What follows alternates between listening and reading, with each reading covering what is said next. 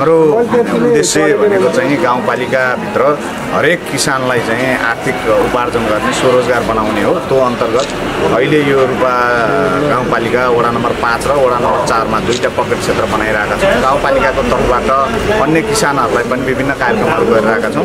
यो चाहिँ फेरि हाम्रो गाउँपालिकाभित्र अत्यन्त सफल पनि छ। यसलाई अझ व्यवस्थित बनाउनको निमित्त पालिकाका तर्फबाट चाहिँ हामीले विभिन्न खालका तालिमहरूको कार्यक्रम अनि यसलाई चाहिँ मौरी चरणका कार्यक्रमहरू, फुल फलफुलका बिरुवाहरू रोप्ने, अल्पकालीन दीर्घकालीन रूपमा यसको चाहिँ चरणको व्यवस्थापन गर्ने र कुनै ठाउँमा प्राविधिक समस्या आए प्राविधिक रूपमा हेर्ने त्यो कामहरू गाउँपालिकाको तर्फबाट गरेका छौँ भने बजारीकरणको निमित्त पनि गाउँपालिकाले न्यूनतम समर्थन मूल्य तोकेर गाउँपालिकाले बजारीकरणको व्यवस्थापनको निमित्त सहयोग गरिरहेको छ। र अहिले मह बिक्रीको निमित्त हाम्रो गाउँपालिकामा अत्यन्त अर्ग्यानिक खालको मह पाइन्छ। त्यो कारणले गर्दा पनि महको बिक्री एकदमै राम्रो छ।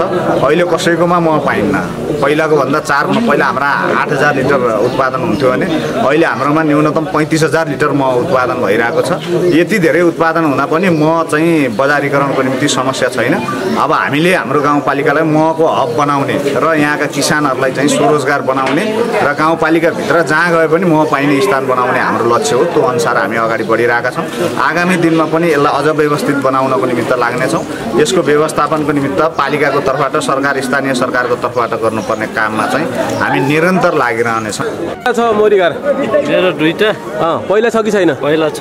कतिवटा छ? पहिला दुईटा छ। अब दुईटा लिएर पाल्ने? दुईटा लाने हो। हजुर। एउटा खाली भरेछु। हजुर। जस पहिलो स्टेपको चाहिँ काटियो, राम्रै भयो थियो। अब दोस्रो चरणको चाहिँ अब राम्रै भइरहेछ, काटे छैन है। खुसी छ। यसमा अब नयाँ नयाँ कुरा सिक्ने बाँकी हिसाबले चाहिँ सिक्न बाँकी नै छ अझै पनि। त्यो अब हेर्दै जाउँ, सिक्दै जाउँ। पालिकामा भूगोलको क्षेत्रबाट पनि एकदम राम्रो मौरी पालन क्षेत्रमा राम्रो छ। मौरी पालनबाट आय गरेर हामी असल भनौँ न व्यवसाय बन्न सकिन्छ। अरू कार्यक्रम भन्दा पनि यो क्षेत्रमा मौरी पालन व्यवसाय एकदम राम्रो छ। यसमा हामीले अब आफ्नो तर्फबाट खासै धेरै लगानी गर्न पनि पर्दैन।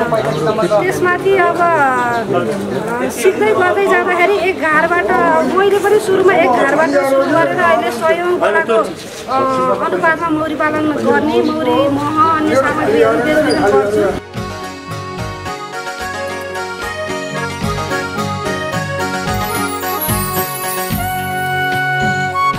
कतिको छन् मौरी अरूका घर? कसै घर 5 घर 6 घर 1-2 घर नभए त घरै छैन। 1-2 घर नभएको कसैको घरै छैन। महको डरै छैन।